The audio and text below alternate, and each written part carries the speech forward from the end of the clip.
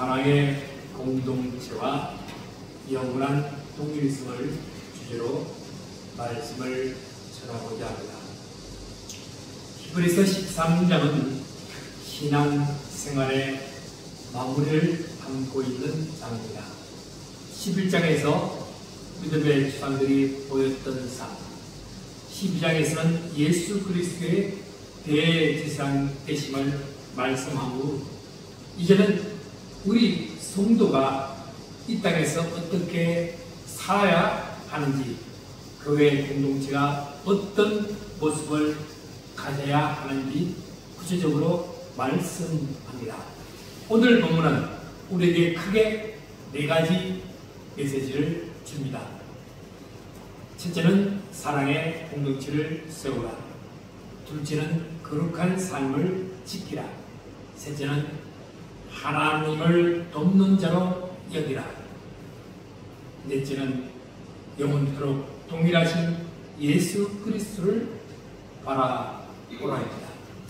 이 말씀을 따라 우리의 신앙을 돌아보고 우리 한국교회와 이 시대 속에서 우리가 붙들어야 할 진정한 믿음을 함께 나누고자 합니다. 첫째, 사랑의 공동체를 세우십시오.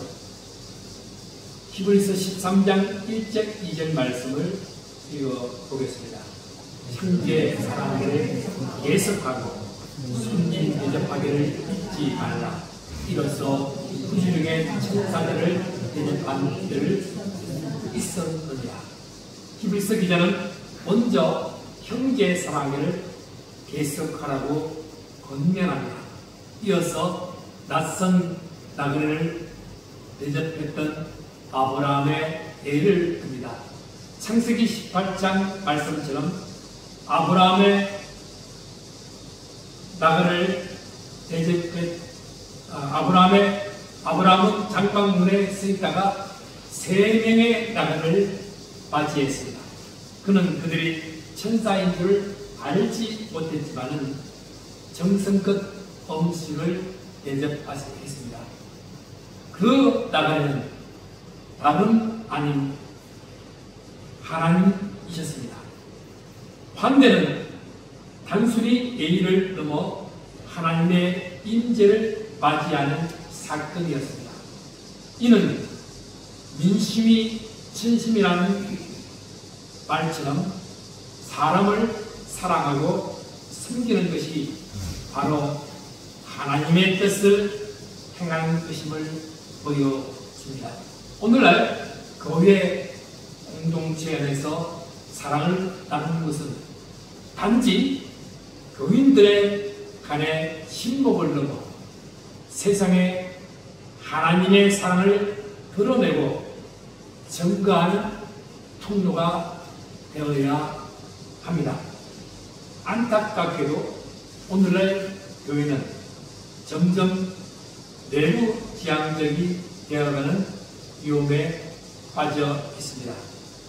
예배당 안에서는 서로 사랑하지만 세상과 소외된 이방인과 낯선 이들을 배제하고 있지는 않습니까? 예수님은 마태복음 25장 40절에 여기 내 형제 중에 지극히 작은 자 하나에게 한 것이 곧 내게 한 것이 이라고 분명하게 말씀하셨습니다. 그래서 3절 말씀 읽겠습니다. 너희도 함께 갇힌 것 같이 갇힌 자를 생각하고 너희도 몸을 가졌은즉 학대 받는 자를 생각하라. 갇힌 자를 생각하라. 학대 받는 자를 생각하라고 권면합니다. 이는 단순히 동정하는 마음을 넘어 그들의 고통에 동참하고 그들을 위해 행동하라는 사랑의 속삭입니다. 그래서 이사야서 62장 1절에서 3절 말씀은 여호와의 영이 내게 내리셨으니 가난한 자에게 아름다운 소식을 전하게 하라 하십니다. 나를 보내서 마음이 상한 자를 고치며 포로된 자에게 자유를, 갇힌 자에게 노임을 선포한다고 말씀합니다. 하나님께서 고난받는 자들을 해방시키고 회복시키시는 분임을 분명히 합니다.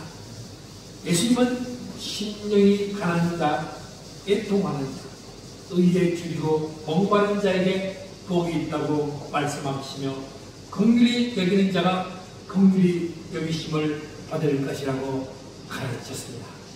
고난받은 자들에게 대한 적극적인 관심과 사랑이 바로 메시아의 사역이기 때문입니다.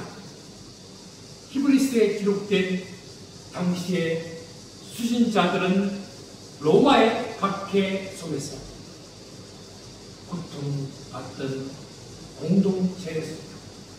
어떤 이들은 감옥에 갇혔고 어떤 이들은 콜레소에서 원정 경기장에서 죽임을 당했습니다. 그들을 외면하지 않고 함께 울며 도왔던 것이 바로 사랑의 공동체였습니다. 오늘 우리의 교회도 마찬가지입니다. 고통받는 이웃을 향한 긍휼의 짓을 회복할 때 우리의 진정한 사랑의 공동체인 교회 공동체를 세울 수 있다는 것입니다. 두 번째는 거룩한 삶을 지키십시오. 4절 5절 말씀 읽겠습니다. 모든 사람은 결혼을 이 여기고 신소를 듣지 않게 하나 음행하는 자들과 가난하는 자들을 하나님이 심판하시리라. 돈을 사랑하지 말고 있는 바를 축한 줄을 알라. 내가 친히 말씀하시기를 내가 결코 너희를 버리지 아니하고 너희를 떠나지 아니하리라 하셨느니라. 거룩한 삶은 결혼과 재물에 대한 성경적 관점을 회복하는 것에서 시작합니다. 첫째, 결혼을 기이 여기고 순결을 지켜야 합니다. 현대사회의 결혼과는 성적 혼란과 등고 등으로 흔들리고 있습니다. 그러나 하나님은 결혼을 언약으로 주셨습니다. 교회는 결혼의 신성함을 지키고 다음 세대에서 거룩한 가정의 가치를 전하는 사명을 감당해야 합니다. 둘째, 돈을 사랑하지 말고 족한 줄로 알아야 합니다. 성경은 돈 자체가 악이 아니라 돈을 사랑하는 마음이 일만 악의 뿌리라고 말씀하고 있습니다. 돈의 지배를 받는 만몬주의는 우리의 영혼을 병들게 합니다. 그리스도인은 만족의 영성을 회복해야 합니다. 헌금은 단순한 재정 기여가 아니라 우리의 보물을 하나님 나라에 사여 놓는 것을 의미합니다. 또한 물질 우상으로부터 우리를 해방하는 신앙 행위입니다. 아브라함, 이삭, 야곱, 요셉의 경쟁하는 물질적 풍요를 얻었지만 그것이 목적이 아니라 하나님과 하나님의 주권과 공급하심에 대한 전적인 의존에 기초했습니다. 반면 솔로몬은 불로 인해 하나님을 등한시하며 우상을 용인하며 묵과했습니다. 욥은 모든 것을 잃었을 때에 주신이도 여호와시요 거두시니도 여호와시오니 라고 고백하며 모든 것의 주인이 하나님이심을 인정했습니다. 이는 모든 것의 주인의 하나님이심 인정하는 절대적인 신앙을 보여줍니다. 물질적인 소유보다 하나님 나라와 그의 의를 먼저 구하는 삶을 강조합니다. 가난한 자들을 돌보고 재물을 하늘에 쌓아두라고 가르쳤습니다. 오늘날 한국 사회는 미국 자본주의의 영향으로 고속 성장을 이루었지만 그 과정에서 물질 만능주의와 하나님을 등한시하는 경향이 심화되었습니다. 이러한 현실 속에서 우리는 하나님께서 내가 결코 버리지 아니하고 떠나지 아니하리라, 내가 결코 너희를 버리지 아니하리라, 너희를 떠나지 아니하리라고 하셨습니다.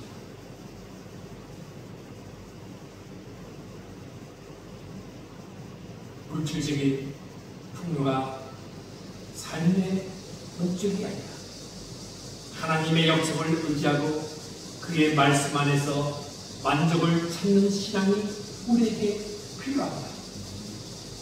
돈을 섬기는 것이 아니라 돈을 사용하여 하나님의 영광을 드러내고 이웃을 섬기는 정직적 자세를 가져야 합니다. 하나님이 우리의 생명 줄이심을 믿어야 합니다. 세 번째는 하나님은 우리를 돕는 자이십니다. 6절, 7절 말씀 읽겠습니다.